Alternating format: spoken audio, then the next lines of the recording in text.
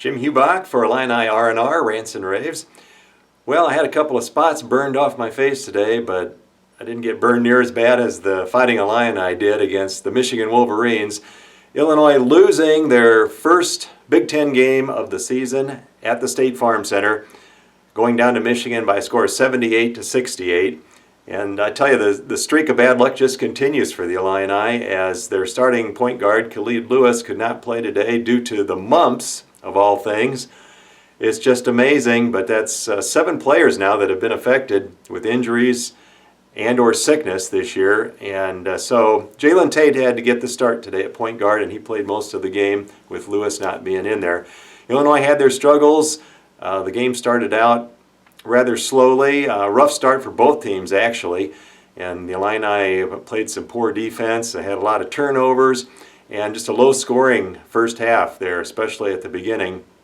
But they struggled on defense again. They could not stop Karis LeVert, Michigan's superstar player.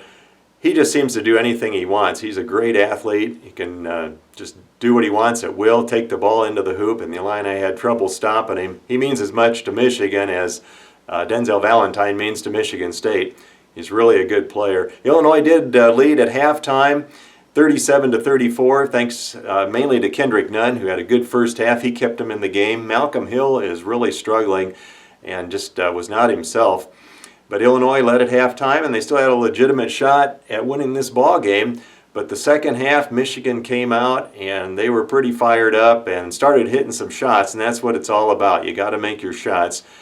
Illinois' defense, again, was just horrible in the second half. They couldn't stop the threes. And Illinois on offense was shooting way too many threes, again, relying on that three, and a lot of them not going in, and then they didn't get the offensive rebounds.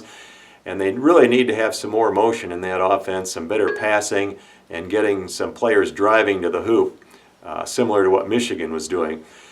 Michigan was hot in that second half. They have to give a lot of credit to Mark Donnell, who had a career game, career high for Donnell in points with 26 and a career high in rebounds also with 9. Illinois' leading scorer again was Kendrick Nunn with 23 points. Jalen Coleman-Lands had 13, and Malcolm Hill ended up with 11, well below his average of about 19. So once again, the final, 78-68. The Illini go down by 10 points, and our next game will be at Ohio State this coming Sunday at 4 o'clock. So have an orange and blue evening, everybody, and Happy New Year to all of you, and we'll talk to you next time. Hopefully see better results after the next game.